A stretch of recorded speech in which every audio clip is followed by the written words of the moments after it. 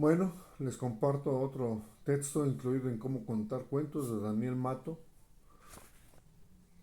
Es una edición actualizada y ampliada por Pía Córdoba Sangüesa y apareció en 2021 en una biblioteca centenaria editada por la Secretaría de Educación Pública de México y Axolotl Libros. Bien, se llama La recopilación de relatos de la tradición oral. La recopilación de relatos no solo es tarea de investigadores especializados. Son los narradores quienes la realizan de la manera más espontánea y operativa. Incluso, generalmente el único registro es su memoria o un apunte escueto. La recopilación de relatos de tradición oral para narrarlos usted mismo es una tarea hermosa, emocionante y valiosa. La califico así, positivamente, porque permite conocer gente y establecer un contacto sensible con ella. Incluso, eventualmente, usted podrá encontrarse con verdaderos narradores y procede sin prisa y sin pausa. También es emocionante porque uno se siente descubriendo tesoros ocultos. Resulta valiosa porque con esa labor usted podría contribuir a reactivar las tradiciones orales con las cuales establezca contacto. Así, contribuirá a que esta apresurada vida moderna no se pierda tantas maravillas y con ello añadirá un elemento más a la cotidiana elaboración de la identidad cultural de su público y a la suya propia. La recopilación de relatos para narrar resultará más o menos laboriosa según los contextos culturales en que usted se desenvuelva, su creatividad para aprovecharlos y la adecuación del tipo de material narrativo que allí pueda obtener respecto a sus intereses como narrador. Ante todo, es necesario abandonar la idea estereotipada de que la tradición oral anda por un lado, los campesinos y los indígenas, y la vida moderna por otro. Los relatos de tradición oral en los medios urbanos se entrecruzan con otros, ajenos a la experiencia directa de esos grupos humanos y merced a la acción de los medios de difusión gráficos, sonoros y audiovisuales. Por eso, he conocido cuenteros campesinos que narraban relatos de su propia tradición oral, pero incluían en su repertorio relatos de otros continentes y o relatos literarios, aprendidos muchas veces a través de lecturas que escucharon a sus nietos escolares. Y no solo eso, también he conocido cuenteros populares que han aprendido relatos de programas de radio o televisión, casetes de audio que algún viajero les obsequió y hasta de películas que alguna vez vieron. Así, en los años en que iniciaba estas investigaciones conocí a José Julián Villafranca, excelente narrador de historias y casos, además de músico y miembro de un grupo de teatro campesino en la región del oriente venezolano, quien narraba vivamente y como si hubiera ocurrido en las costas caribeñas, el Un solo ojo, una versión personal de la película Ulises, basada a su vez en el relato de Homero. Italia, 1954, directores M. Camerini y M. Bava, que este narrador había visto hace muchos años en un cine de la ciudad cercana. Hoy en día, la disponibilidad en digital y la accesibilidad creciente a conexiones en zonas rurales, brecha digital de por medio, seguramente estimularán más la ocurrencia de estos casos. Por otra parte, ocurre que los relatos de tradición oral toman presencia en las ciudades modernas de múltiples maneras, y no me refiero precisamente a la forma impresa ni a su inclusión dentro de los medios masivos de difusión, en telenovelas, programas con participación del público, dibujos animados, películas o en internet. Seguramente lo más próximo que estos relatos sean de usted es en su propia memoria, o en la memoria de sus padres, de sus abuelos o de cualquier familiar o vecino de cierta edad. Los inmigrantes, tanto extranjeros como de otras regiones del propio país, particularmente si provienen de zonas rurales, suelen preservar cuidadosamente algunos relatos de tradición oral.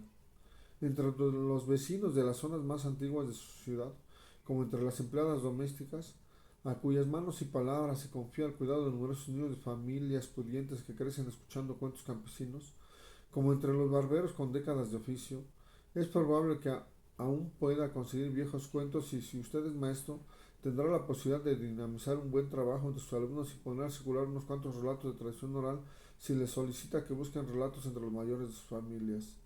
También puede recurrir al portero o al personal de limpieza de la escuela. Usted y los niños podrán verificar juntos que no todos los saberes están escritos. Procuremos acudir a otros estereotipos bastante establecidos. La tradición oral no es la cola de un cometa que pasó hace miles de años y en el cual ahora solo queda una estela. Es un fenómeno dinámico que se desarrolla bajo nuevas formas entre nosotros continuamente. Las narrativas de tradición oral no habitan tan solo en la memoria de los ancianos. Ellas, además de constituirse con elementos más o menos antiguos, los cuales debe resaltarse, solo lo son si son recreados, lo cual debe resaltarse solo si son recreados perviven. Se, se constituye en la actividad cotidiana de personas de todas las edades.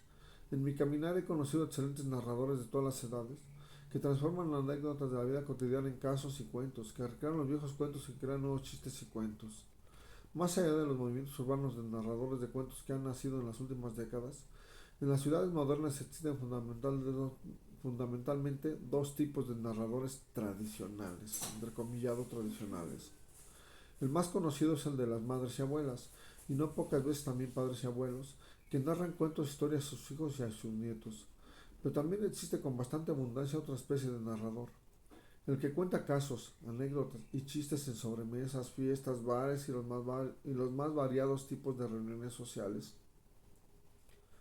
Pero ocurre que ellos no son habitualmente valorados con justeza porque la gente, en lugar de detenerse a apreciar su arte de narradores, su desempeño escénico, su don, se esmera más bien en juzgar con desdeñosa moral el contenido de sus narraciones, lo cual no impide, desde luego, que esa misma gente las disfrute. En otras ocasiones, sus narraciones no son vulgares, pero sí son humorísticas y en nuestras ciudades parece extenderse el flagelo de la seriedad, mediante el cual se cree que una persona es seria y responsable si no se ríe. Cuando este tipo de público asiste al teatro, rinde culto a la tragedia y subestima la comedia. En fin, cosas de la apurada vida moderna, miserias de ciertas imposturas sociales. Esa gente seria debería escuchar la sabia voz del ya mencionado José Julián Villafranca, que en cierta ocasión me dijo: echar casos, es tener el arte del humorismo, porque si una persona vive toda afligida, en estado de seriedad, aquella persona está propensa a morir de golpe, ¿entiende? Porque le puede dar un colapso, porque su cuerpo no está divertido, su cuerpo está como metido en una cárcel sin paredes. Fin de la cita. En fin, si usted se pone a recordar los cuentos que le contaron, si le pone atención y sensibilidad a lo que escucha, se adopta una actitud observadora y desprejuiciada, si se arma de paciencia y eventualmente de un pequeño dispositivo para grabar o poco a poco va entrenando su memoria y lleva en el bolsillo una libreta y un lápiz, podrá entonces recopilar más y mejores relatos de los que imagina. Podrá utilizar el grabador cuando quien narra lo consienta, aunque eludiendo colocar el aparato en primer plano. Recuerde, sin embargo, que siempre será mejor que los deje narrar tranquilos y los recompense con su atención. Si usted no se propone hacer una recopilación de relatos, sino que solo busca relatos con el afán propio de un narrador, es decir, para narrarlos, será mejor que sus oídos y memoria se hagan cargo del argumento para que sus ojos puedan observar al individuo narrando sin la presión de los aparatos.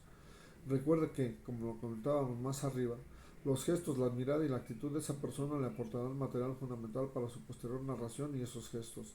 Actitud y mirada no serían los mismos si hubiera sido un grabador, si hubiera habido un grabador delante. Si procede de esta forma, seguramente obtendrá material y podrá seleccionar el que más convenga a sus circunstancias e intereses. Para continuar con nuestra costumbre, vamos a plantear los ejercicios, pero estos, como los anteriores, no es imprescindible que los realice ahora mismo.